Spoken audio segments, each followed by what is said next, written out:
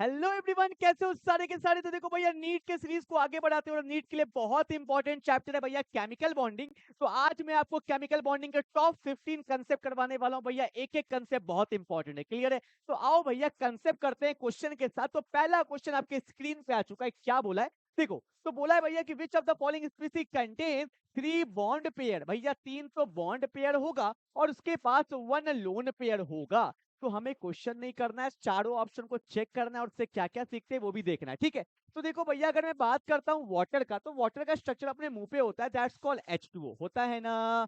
और अपने को ये भी पता होता है कि भैया ऑक्सीजन के पास कितने लोन पेयर होते हैं, तो 2 लोन पेयर होता है ऑक्सीजन के पास, क्लियर है। और एक बात तुम्हें बता दूं कि वाटर का जो बॉन्ड एंगल होता है ना, वो होता है 104.5 डिग्री के आसपास होता है। ये सब बात इंपॉर्टेंट है, पर चेक करो how many bond pair, this is called bond pair, this is called bond pair. तो इसके पास तो भैया 2 तो मेरा बॉन्ड पेयर है और 2 मेरा लोन पेयर है, तो ये मेरा आंसर तो नहीं हो सकता। पर इसके अलावा हमने बहुत कुछ देख लिया। और एक बात देखो भैया, क्या बताता हूँ कि जब जब हम लोग शेप का बात करते हैं, तो लोन पेयर को शेप में काउंट नहीं करते हैं। तो इसका शेप कैसा होता है, इसका शेप होता है वी शेप बोल लो, या चाहो तो बेंट शेप बोल लो, या चाहो तो एंगुलर शेप बोल लो, कुछ भी बोल सकते हैं, ठीक है। एक चीज और पूछा जाता है, वाटर का हाइब्रिडाइजेशन क्या है, वाटर का हाइब्रिडाइजेशन क्या है, तो सुनना। हाउ मेनी बॉन्ड पेयर या how many sigma bond. Single bond को सिग्मा बोलते हैं, तो 2 सिग्मा 2 लोन पेयर, सम 4। जिसका सम 4 होता है उसका हाइब्रिडाइजेशन क्या होता है, sp3 होता है, ठीक है। तो मेरे को वाटर के बारे में बहुत कुछ पता चला। पहले तो हाइब्रिडाइजेशन पता चल गया, शेप पता चल गया, बॉन्ड एंगल पता चल गया, ठीक है। 2 बॉन्ड पेयर होता है, 2 लोन पेयर होता है, तो ये तो नहीं होगा, ठीक है। बोलोगे सर ऐसे हमें कैसे याद रहेगा, सबका कैसे याद करेंगे, नहीं करना है वो भी बताता हूँ, देखो ना। बोरोन Bf3 है, तो भैया देखो Bf3 है ना, तो Bf3 का स्ट्रक्चर कुछ ऐसा होता है। 3 तो बॉन्ड पेयर है, क्या इसमें लोन पेयर है, कैसे पता करेंगे, तरीका बताता हूँ देखो। बोरोन का एटॉमिक नंबर 5 होता है, तो लिखेंगे 2,3। तो इसमें कितने वैलेंस इलेक्ट्रॉन है, 3, तो काउंट करो, एक तो यहाँ यूज हुआ है शेयरिंग में, 1 2 3। तो बोरोन ने अपना तीनों इलेक्ट्रॉन यूज कर लिया है, कोई एक्स्ट्रा इलेक्ट्रॉन नहीं है, तो मतलब यहाँ पे कोई भी लोन पेयर नहीं है। वैसे इसका ज्योमेट्री जो होता है वो देख लो भैया, ऐसा होता है, दैट्स कॉल्ड ट्राइगोनल प्लेनर होता है। और इसका हाइब्रिडाइजेशन क्या है, इसके पास 3 सिग्मा है, जिसका सम 3 होता है, उसका हाइब्रिडाइजेशन क्या होता है, sp2 होता है। तो ये भी मेरा आंसर नहीं है और ये भी मेरा आंसर नहीं है, ठीक है ना। अब देखो आगे बढ़ते। NH2 माइनस, क्या बोला मैंने, NH2 माइनस, बहुत अच्छा है। वैसे ये आंसर नहीं होगा क्योंकि 2 ही H है, तो बॉन्ड पेयर तो 2 ही होने वाला है, ऐसे भी आंसर नहीं होगा। पर क्या सीखते हैं ये देखो, जैसे मैंने बोला नाइट्रोजन के पास 2 H है, तो वो तो लग गया ना, ठीक है। अब देखो नाइट्रोजन का एटॉमिक नंबर 7 होता है, क्या लिखते हैं, 2,5 लिखते हैं, ठीक है। तो लास्ट वाले सेल में 5 इलेक्ट्रॉन है और यहाँ पे माइनस है, तो माइनस हमेशा सेंट्रल एटम का होता है, तो एक गेन कर लेगा। तो 5 के जगह पे क्या हो जाएगा, 6। तो 2 तो इसने यूज कर लिया, तो बचा 4 इलेक्ट्रॉन नाइट्रोजन का। तो 4 मतलब क्या हो गया, इसके पास 2 लोन पेयर है। तो 2 लोन पेयर है, 2 बॉन्ड पेयर है, क्लियर है ना। अब देखो PCl3, ये मेरा फाइनल आंसर है, कैसे। तो PCl ने यहाँ पे देखो भैया 3 Cl तो लगा दिया, क्या इसके पास लोन पेयर है, बिल्कुल है। कैसे पता मुझे, फॉस्फोरस के पास 15 होता है भैया, तो 2,8,5 होगा ना।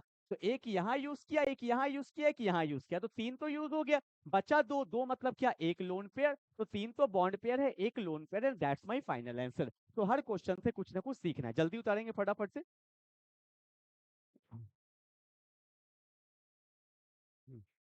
क्लियर है क्या भाई, चलो आगे बढ़े। मूव करते हैं क्वेश्चन नंबर 2 पे। क्या बोला देखो, क्वेश्चन नंबर 2 बहुत अच्छा क्वेश्चन है, नीट 2024 का है। क्या बोला देखो कि dipole moment of NF3 is greater than that of NH3। बहुत अच्छा ऑप्शन है भाई। पता नहीं, देखो एक एक करके चेक करके बताऊंगा क्या होता है। देखो अगर मैं आपको इसका स्ट्रक्चर बताऊं ना, नाइट्रोजन जब जब बनाएगा ना 3 बॉन्ड, तो उसका शेप कुछ ऐसा ही होता है, पिरामिडल होता है, ठीक है। चाहे NH3 हो चाहे NF3 हो, ठीक है।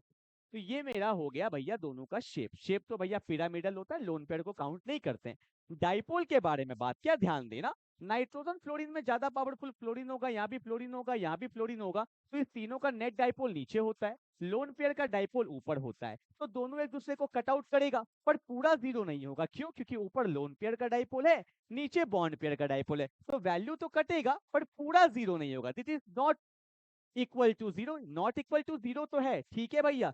ये मेरा पोलर तो है, ठीक है। पर डाइपोल इसका बहुत कम हो जाएगा, क्योंकि दोनों कट जाएगा ना, पूरा तो नहीं कटेगा पर कट जाएगा, ठीक है।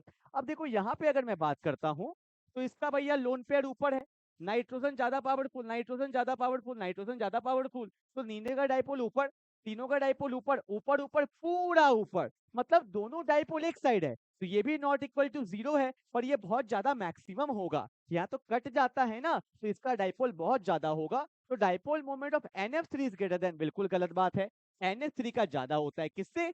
NF3 से। आगे देखो क्या बोला है, 3 canonical structure can be drawn from carbonate ion, बिल्कुल सही बात है। देखो कार्बोनेट का स्ट्रक्चर होता है कुछ ऐसा, this is called carbonate, CO3-2। Resonating कैसा होगा भैया, कैनोनिकल स्ट्रक्चर कैसा होगा? एक तो ये है, एक बार डबल बॉन्ड यहाँ आ सकता है, मैं आपको दिखाता हूँ, देखो तो माइनस कहाँ चल जाएगा ऊपर, अरे तुम कुछ लोगे तो कुछ दोगे भी ना, तो O पे चला गया माइनस, यहाँ आ गया डबल बॉन्ड, फिर यहाँ पे तो था ही, ठीक है, तो एक डबल बॉन्ड यहाँ से यहाँ आया, दूसरा स्ट्रक्चर एक यहाँ से यहाँ चला जाएगा, तो तीसरा स्ट्रक्चर क्या होगा, O पे माइनस है, ये माइनस इसको देगा, यहाँ डबल बॉन्ड, तो मतलब डबल बॉन्ड कितने जगह पे आया, 1 से 2, 2 से 3, वापस तो वही सेम हो जाएगा ना, तो कितना स्ट्रक्चर बनेगा, 3। 3 canonical structure can be drawn from, that's my final answer, ठीक है। चलो आगे देख लो, 3 resonance structure can be drawn from ozone, नहीं ओजोन का 2 ही बनता है, मैं दिखाता हूँ। ओजोन का स्ट्रक्चर कुछ ऐसा होता है, ठीक है, यहाँ पे O पे माइनस होता है, O पे प्लस होता है, एक इधर है एक इधर बन जाएगा, बस 2 ही स्ट्रक्चर बनता है, ये नहीं होगा।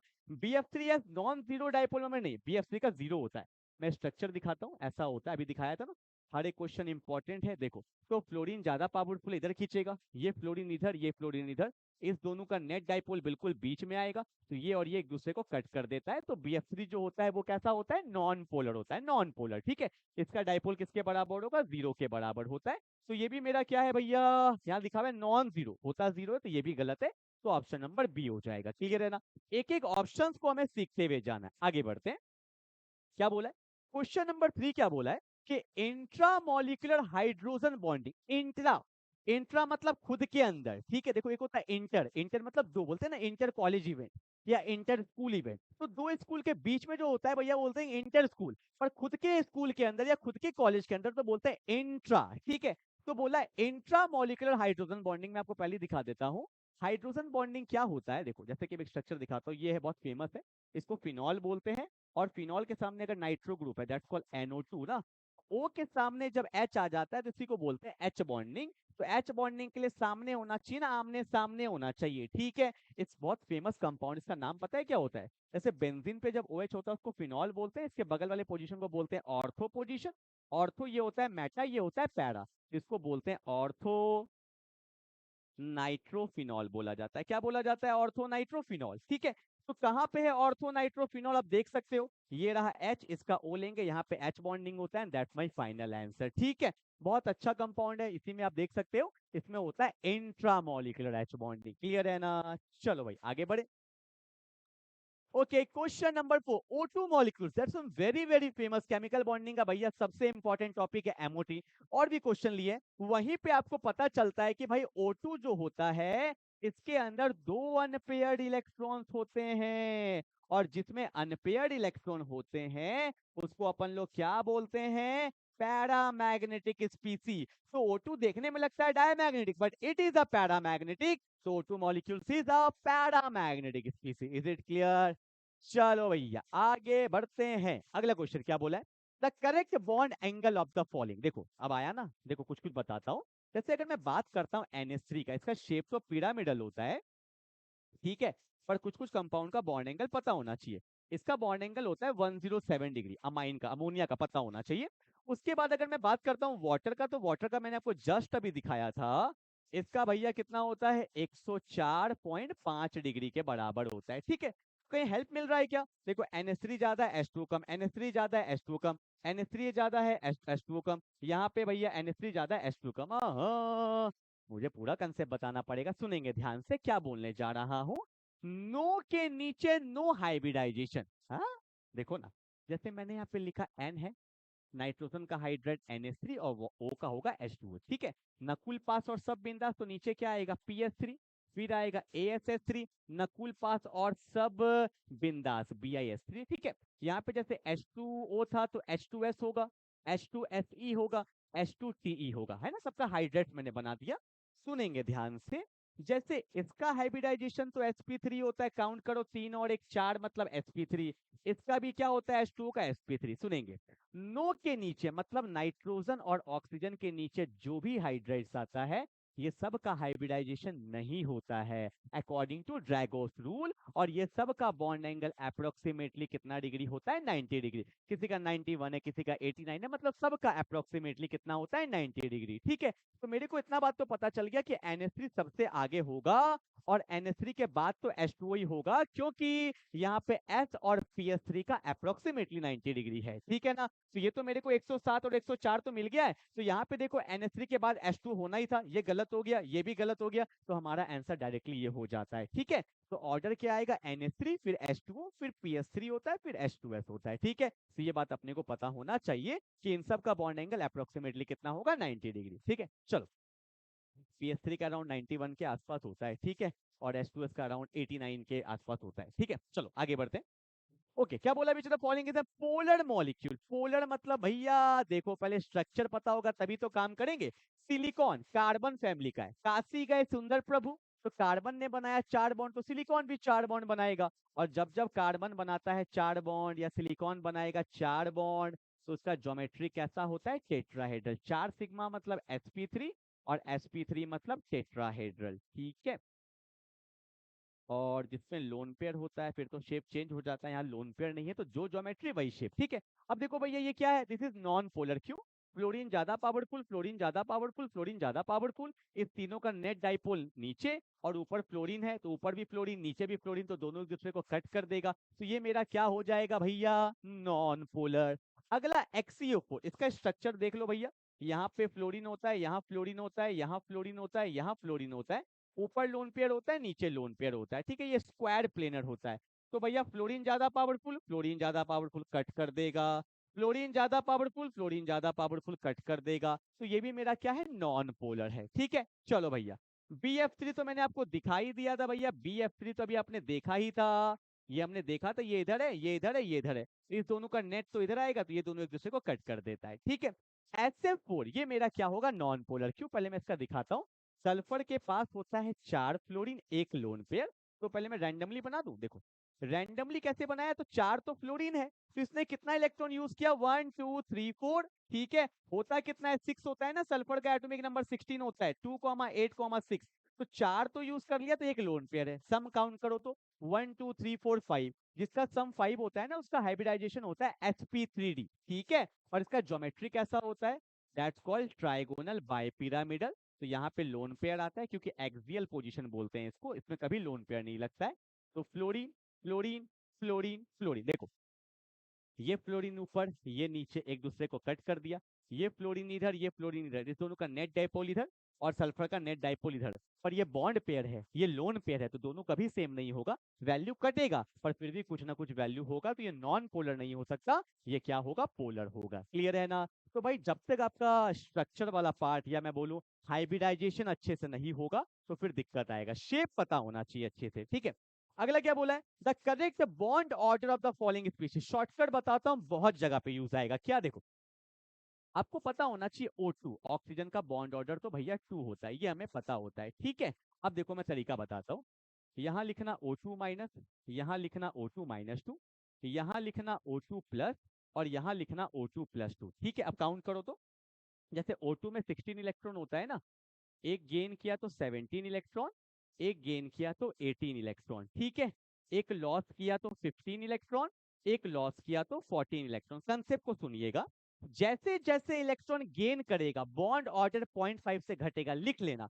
जैसे जैसे इलेक्ट्रॉन गेन करेगा बॉन्ड ऑर्डर 0.5 से घटेगा, इसका होगा 1.5, इसका होगा 1। और जैसे जैसे भैया इलेक्ट्रॉन का लॉस होगा एक एक करके, तो 0.5 से बॉन्ड ऑर्डर बढ़ेगा। तो 2.5 हो गया, इसका कितना हो गया 3। मतलब अगर 14 इलेक्ट्रॉन है तो बॉन्ड ऑर्डर कितना होगा 3। एक और एग्जांपल लूं, जैसे N2 है तो 7 दूनी 14, 14 का कितना होता है 3 होता है, डायरेक्टली मार सकते हो। जैसे Cn माइनस, इसका बताओ तो कितना होगा, काउंट करो, कार्बन 6 नाइट्रोजन 7, 7 और 6 कितना होता है 13 और एक 14, जिसका 14 होता है तो क्या होगा 3 होगा। तो ऐसे करके भी क्वेश्चन आप कर सकते हो। इलेक्ट्रॉन्स की जरूरत आपको बता दिया किसका कितना बॉन्ड ऑर्डर होता है, बहुत काम आने वाला है। ठीक है, अब देखो सबसे ज्यादा किसका होने वाला है, जहां पे सबसे ज्यादा प्लस है तो O2 प्लस 2 है, कितना होगा यहाँ पे मेरा इसका बॉन्ड ऑर्डर कितना हो गया 3 हो गया।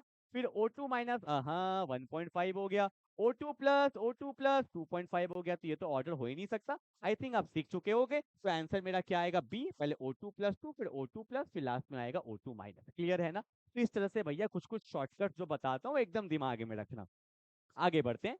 The स्पीसी having the bond angle 120 degree, कौन सा है भैया 120 डिग्री? जो ट्राइगोनल बनाता था ना, ट्राइगोनल प्लेनर, तो ये वही तो है। लाइक BF3 हो या BCl3 हो, तो दोनों का कंसेप्ट सेम ही रहने वाला है। ये ट्राइगोनल प्लेनर आपको दिख रहा होगा।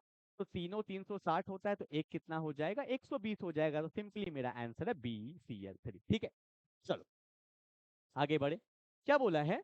among the following the total number of species not having 8 electron around the central metal in the outermost shell, एक भी गलती किया तो खेला हो जाएगा। among the following the total number of species not having the 8 electron, check करते हैं भाई। नाइट्रोजन ने लगाया 3H, क्या इस पे लोन पेयर है? चेक करो। नाइट्रोजन का एटॉमिक नंबर 7 होता है, क्या लिखते हैं 2,5, 5 होना चाहिए। तो एक यहाँ यूज हो गया, 2 हो गया भैया, 3 हो गया। ठीक है, बचा 2, मतलब एक लोन पेयर। काउंट करो, टोटल 8 इलेक्ट्रॉन है। 1 2 3 4 5 6 7 8, इसमें तो भैया 8 ऑक्टेट कंप्लीट है। शेयरिंग कर रहा है तो एक H भी तो देगा भाई। ठीक है, AlCl3 में नहीं होगा, क्योंकि मुझे पता है एल्युमिनियम 3 ही बॉन्ड बनाएगा। तो 2 2 4 2 6 6 ही होगा। क्यों? क्योंकि एल्युमिनियम का एटॉमिक नंबर 13 होता है। तो 2,8,3 तीन ही ना यूज करेगा। तो 1 2 3 यूज हो चुका है। इस पे कोई भी लोन पेयर अवेलेबल नहीं है, तो ये नहीं होगा। BeCl3, गलती लिखा है वैसे तो BeCl2 होता है। ठीक है, बेरिलियम 2 ही बॉन्ड बनाता है भैया, इस पे लोन पेयर अवेलेबल नहीं होता है। तो 2 2 4 ये भी नहीं होगा। CCl4, कार्बन जब जब 4 बॉन्ड बनाएगा तो ऑब्वियस सी बात है उसका ऑक्टेट कंप्लीट ही होता है, तभी तो 2 2 4 2 6 2 8। ठीक है, PCl5 में ज्यादा हो गया, 5 बॉन्ड बनाया, एक में 2, तो 5 2 जा 10 हो गया ना, तो ये भी नहीं होगा। तो भैया आंसर क्या होगा 1 और 1 2, तो हमारा ऑप्शन नंबर क्या हो जाएगा बी हो जाएगा। ठीक है, यही तो बोला है among the following total number of species not, अच्छा नॉट हैविंग द 8 इलेक्ट्रॉन। अभी मेरा खेला हो जाता भैया। कोई बात नहीं, कोई बात नहीं, कोई बात नहीं, हमने किया भैया सही है।